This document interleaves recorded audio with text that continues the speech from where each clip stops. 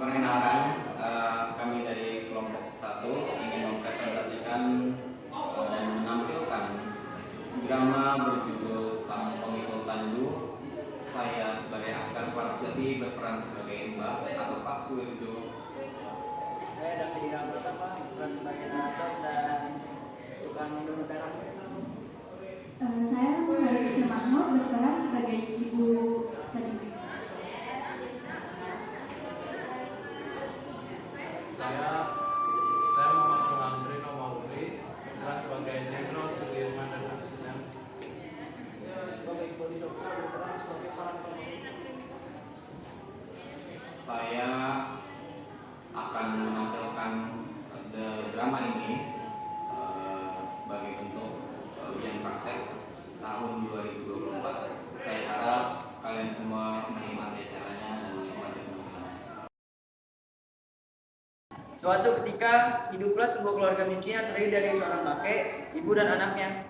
Saking miskinnya hidup mereka tidak bisa bertahan oleh kejadian dunia dan masalah yang terus datang membuat hidup mereka semakin terpuruk menimpa mereka.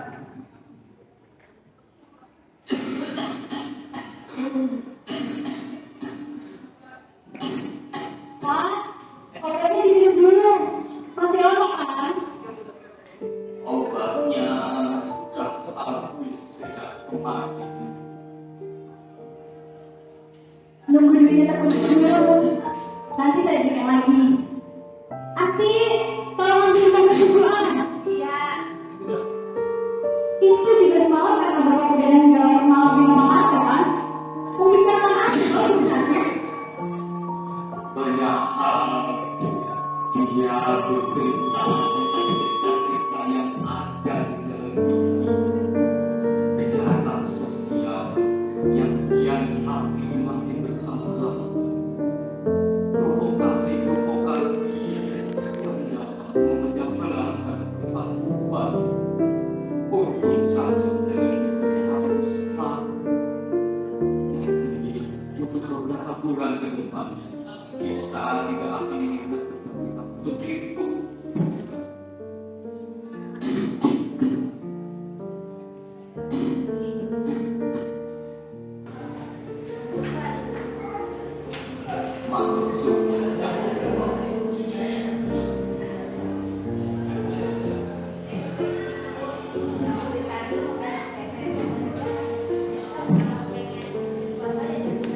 Apa? Jangan pernah berpikir kalau itu pada sekolah. Harusnya kami itu pikirkan cara lulus sekolah, kuliah, baru cari kerja. Lulusan sarjana sekarang saja bukan jaminan dapat kerja enak. Lah kok kamu malah berpikiran untuk masa sekolah? Maafkan aku ya saat keberadaanku di rumah ini hanya menjadi bebanmu saja. Aku juga sangat menyesali paruh doa anakku yang seharusnya bisa menjadi kepala rumah tangga yang baik untuk kalian, justru meninggalkan kalian terlebih dahulu. Dan andai saja fisikku masih kuat, sudah pasti aku akan membantumu memenuhi kebutuhan hidup ini.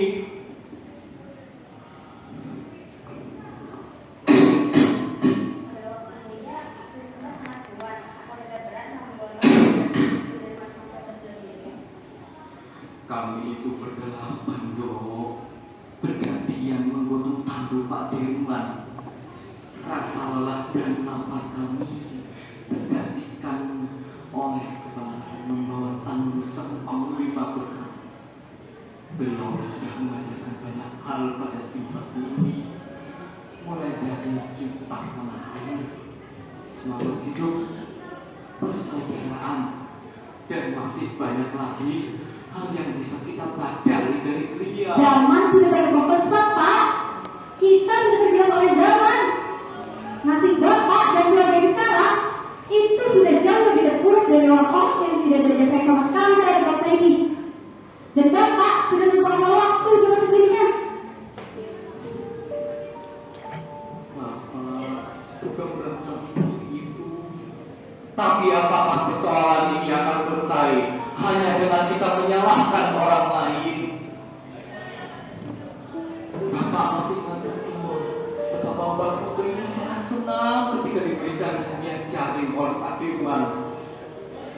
Bagaimana kita memberikan hadiah kepada si bangku ini? Dan mungkin itu adalah hadiah terakhir dan satu-satunya dari Pak Kirman kepada Mbak. Mengingat hal tersebut, sang Mbah kembali mengenang masa lalunya, di mana itu menjadi momen yang sangat berharga baginya, suatu momen pemberian yang menjadi satu-satunya dan yang terakhir saya dari Pak Dirman kepada Mbah.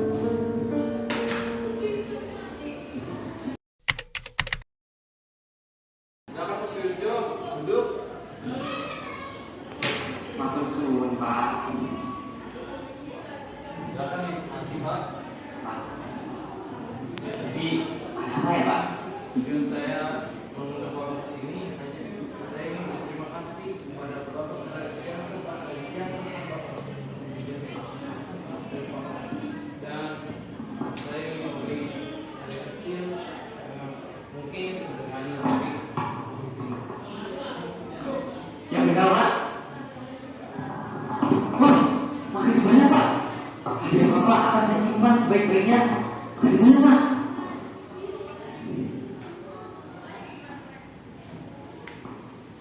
Setelah mengenang sebagian masa lalu Mbah yang bahagia tersebut, Mbah merasakan nostalgia. Namun, di sisi lain memori itu hanyalah suatu kenangan yang kecil yang tak akan pernah kembali. Hingga Mbah kembali tersadar.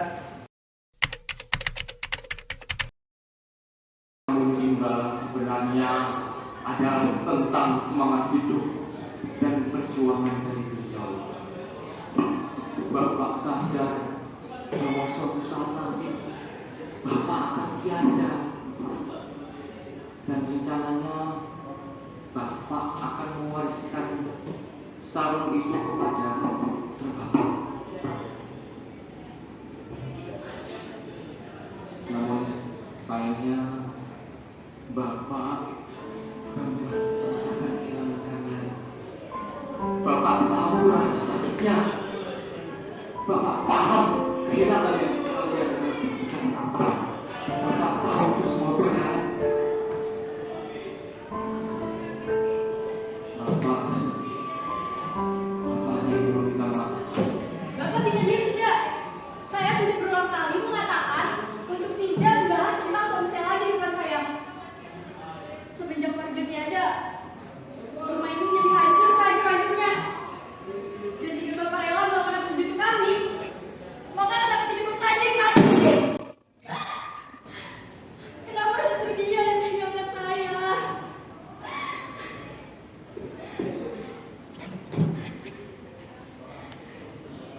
Semuanya sedih atas kehilangan seorang kepala keluarga yang menjaga rumah ini tetap utuh. Namun, di antara kesedihan tersebut, masalah belum usai. Datanglah masalah lain untuk Mas Ade, oi Mas Ade. Aku wes toko-toko nggak dibukain pintu, ternyata lagi dibuka. iya tahu, udah tahu di luar itu panas. Lagi ada orang ribut.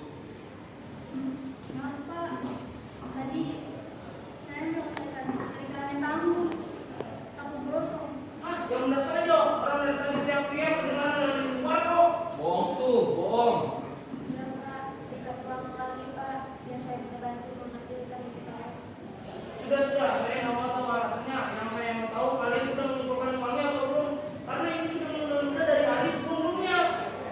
Maaf Pak, tapi sampai sekarang belum ketemu.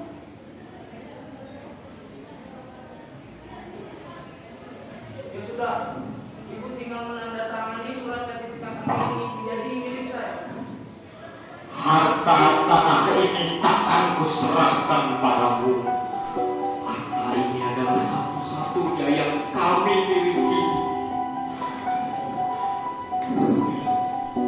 Mbak, kalau tidak mau diambil, ya lunasi utang-utangmu, Mbak.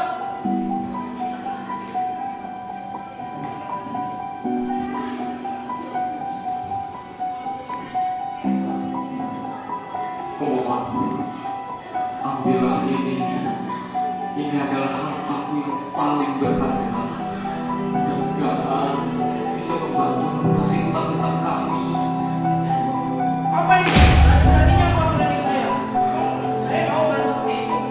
Kamu jangan sembarangan. Ini adalah harta pemberian dari Jenderal Besar Sudirman. Udah itu hanya akan menjadi kain dari rumah saya. Tidak mungkin bisa melunasi utang-utang yang kalian punya.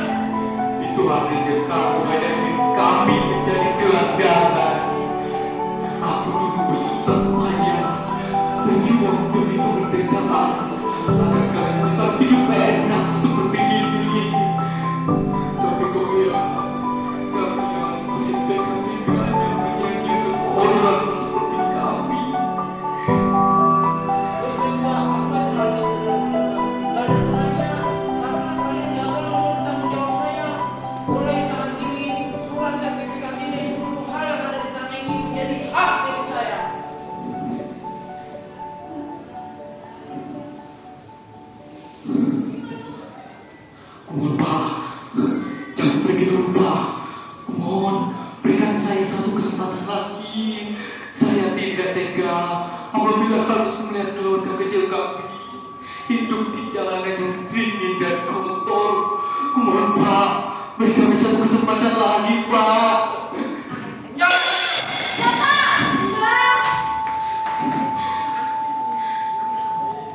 Terus kita mau tinggal di mana, Bu? Maafkan aku, Pak. Tapi saat itu sudah tidak ada jalan selain menjumpai Pak Hartono. Masih sudah menjadi pupuk. Barangkali ini adalah kehidupan yang harus kita jalani. Bagiku tidak masalah kalau aku harus hidup di jalanan. Karena masih dahulu aku sudah terbiasa untuk hidup keras, berjuang demi kemerdekaan. Meskipun tidak secara langsung aku mengangkat senjata, namun berjuang dan mengabdi kepada Jenderal Sudirman sudah menjadi kebanggaan terbesar dalam hidup. Niatlah yang mengajarkanku untuk terus kuat dalam jalan hidup. Aku akan kuat cinta. Aku akan kuat. Tapi aku tidak akan kuat apabila harus melihat anak dan cucuku hidup di jalanan. Aku mungkin sudah terbiasa dengan kerasnya hidup, tapi aku tidak akan kuat apabila harus melihat kesengsaraan di masa depan anak dan cucuku.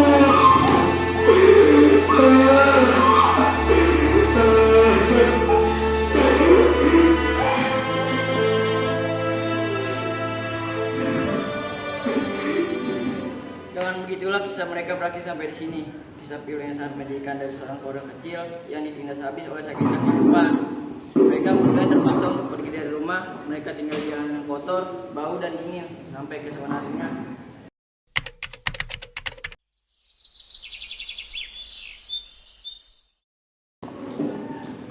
Asti, ayo, kita harus mau pergi, Ki.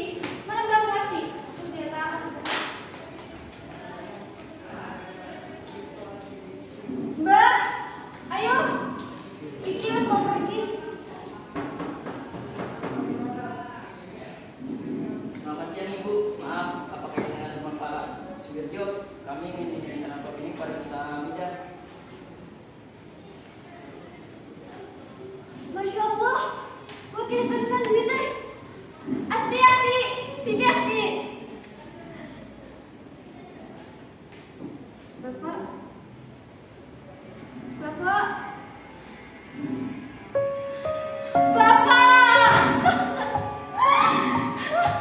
Jangan tinggalkan kami, Pak.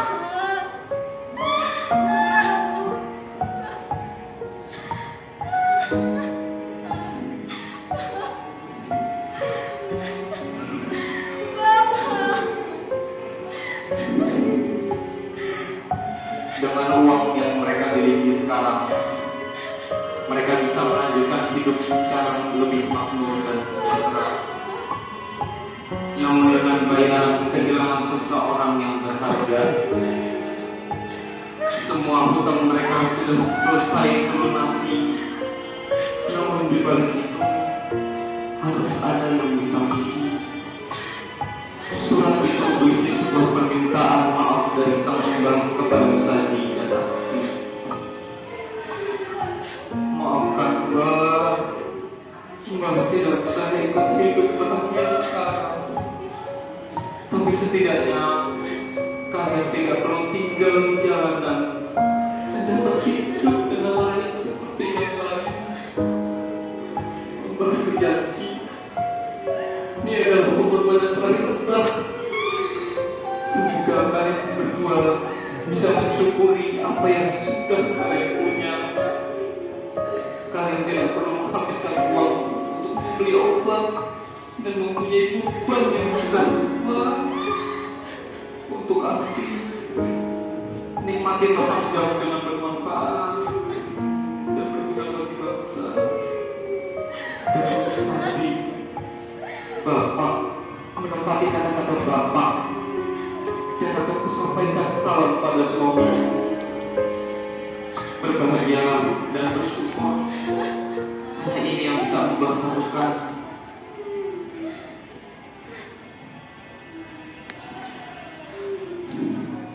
Dan dengan pengorbanan itulah kisah diakhiri sampai di sini. Pesan yang dapat kita ambil dari cerita ini adalah sehebat apapun diri kita, kita harus tetap menghormati jasa dari orang-orang yang telah berkorban, sehingga kita bisa menikmati hidup yang kita jalani sekarang. Menghormati mereka yang sudah tua, mau sebesar dan sekecil apapun jasa mereka. Karena siapa yang tahu di balik tubuh yang sudah bungkuk dan tua masih terdapat jiwa pelindung yang terus berkobar dalam dirinya hingga akhir hayatnya.